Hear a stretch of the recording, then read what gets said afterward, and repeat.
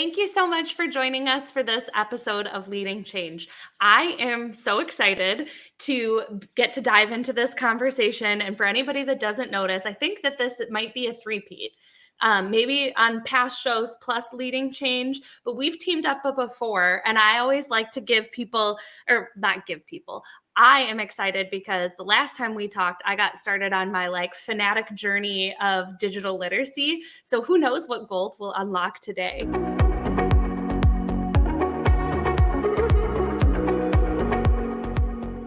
But before I dive into all the questions that I've got for you, can you give everybody an introduction?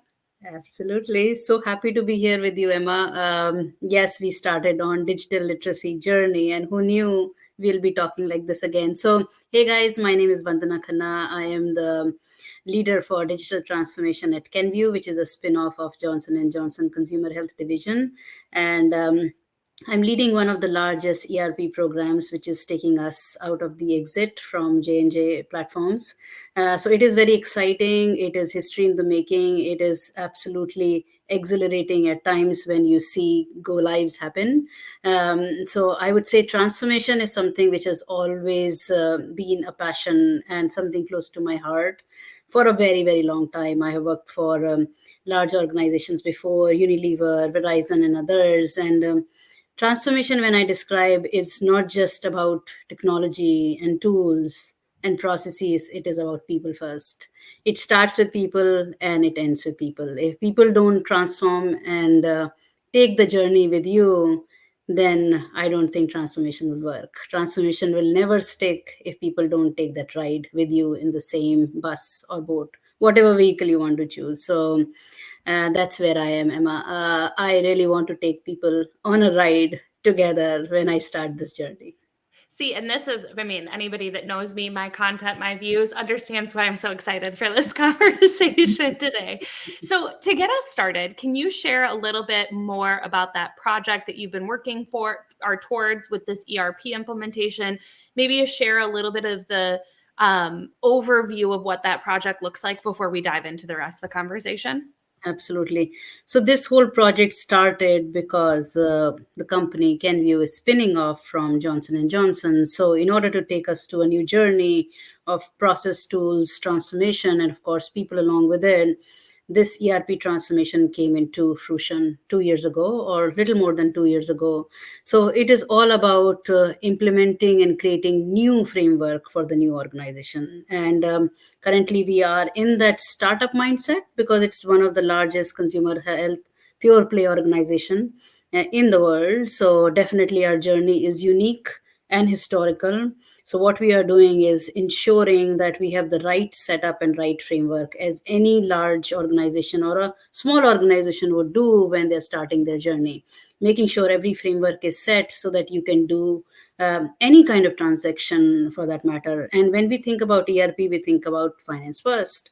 Finance should always be in the front, center, and all around when these journeys start. So how will you make sure your transactions are there? How are you paying the right people at the right time? How are you make sure you are collecting the right information at the right time? And if nothing is set up, again, enterprise resource planning, ERP, they will not work. So that is all this transformation is about. I mean, I have simplified it so much, but ultimately it is a very, very complicated process because you have to harmonize every piece of process or every piece of data, so to speak. And it is not just looking at data hygiene and data modification and transformation. You are also looking at what processes will work in the new environment.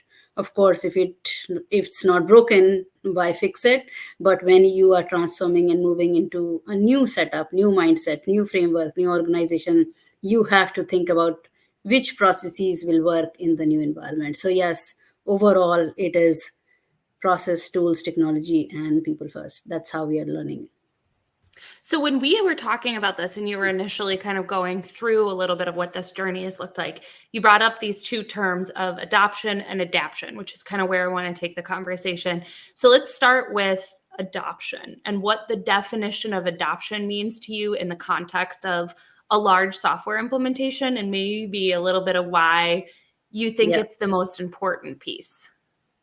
Fair, fair, and very good question. I would say, uh, as transformation leaders, when we think about these terms, both are equally important. I must start there, not to offend anyone, because everyone is on a different transformation journey. But as digital transformation leaders, when we think about transformation, adoption is the first thing which comes to people's mind, and it is because you are transforming processes and you are adopting and leading change at the same time. So more people become change champions, it becomes easier. Your path is greener, I would say, forward, because you're adopting that mindset, that behavior, that change, and you're leading it and driving it. So adoption is very important. And an example would be, and people will say this is a silly one, but if you buy a new car and you don't know how to use the bells and whistles, transformation does not work. And then that car itself will not work. But you have to adopt the way it is, all these bell whistles are configured in that car to make sure it works. So very, very important that adoption takes a forefront. Adaption is something interesting because you have to adapt a process, you have to adapt to a change, which also means in digital transformation terms customization, which means you're modifying something, changing something to satisfy and suit your needs. If we think about investments and ROIs, if you customize something, then it becomes expensive. You did not harness the full potential of something native coming out of an ERP solution or any kind of big transformation. So any kind of transformation definitely cost a ton of money. There is a lot of investment behind it. So when you think about adaptation in that mindset, I would say that should take a back seat. You should not be customizing and modifying.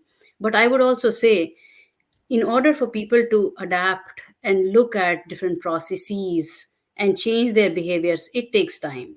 So it's okay if some people modify their processes to suit their needs and then move forward from there. So there is no right and wrong answer to this, which one is better or not better. But the definition is clear. When you modify something to suit your needs, it becomes an adaptation. But when you adopt as is and run with it and continue and make as your own as a champion, then adoption is definitely the way to go. So in some situations, you definitely want to harness the full potential of what is given to you. And in those, which are many more, adoption is definitely the way to go. And transformations work, as I mentioned a couple of times earlier, when adoption mindset is there, not adaption per se. So adoption, in my mind, is very, very, very important for any transformation to stick. Hope that helps, Emma. It does. So I want to then think through maybe, so now that we have the idea of what both adaption and adoption are, let's talk through some strategies that you have for helping drive both, because like you said, they're both equally important. I know I like people, but we do Yes, need both people and process focus if we're going to be successful. So can yeah. you talk through some of the strategies that you found to be helpful to drive both of these forward? Yeah. So for adoption, being that mindset is very important. You have to develop those change champions, create change champions, walk the walk, talk the talk first. Make sure people understand what you are driving towards and what is in it for them. It should not be that it is considered as a technology driven transformation. It should always be considered as a business and technology driven transformation. Then the champions come along for the ride. So you have to create your change champions, then adoption start working, and then eventually it takes time to stick. Adaption is important in these situations when let's say someone wants to customize or change a process and say, okay, in my new situation, I will not be able to move forward if I don't modify it this way. And I'm going to lose so much money if I don't modify. Then, of course, the most important thing is modify it because you definitely need it. And people first. If people are not able to understand what the technology is doing and the process modified along with it, then definitely it will not work. So, the strategy over there is try for adoption first. Try if that works and people are able to harness the potential of the new transformation as such. But if not, and it makes people struggle, and we lose so much money and so much competency and brain power in this journey of adoption, then I would say it should be a hybrid approach. Adopt and adapt at the same time, and then gradually gravitate towards the adoption mindset. So in both situations, I would say create the change champions, change network. Your mindset should be the forefront, that I want to make a change here and I want to take people along. So in a nutshell, get that change network activated as early as possible. It can start before the inception of the project. That is the best thing. But if it is started in the middle of the project so that people see and they get attracted, that is also okay. But it should not be waited towards the end when the project is done and then say, okay, now come and take part in this change. It will be too late then. So both of them have to go hand in hand, and this change network should be activated very early on. Thank you so much for joining us for the conversation and talking through this. And that lived experience, I think, is so valuable for people. It's one thing to have someone talk about it who hasn't gone through these massive, complex projects and, the stuff that we talked about already, but like fusing together all of these teams that are across the world with these different processes and different systems and bringing things together with that like harmony in mind is exactly what everyone is striving for. So I really appreciate you taking the time to share that with us.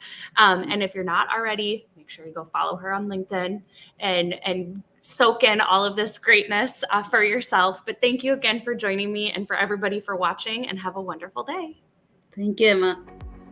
Thanks for joining us for this episode of Leading Change. If you like what you saw, be sure to come back on a weekly basis and subscribe for more expert interviews focused on digital transformation, change management, and emerging technologies.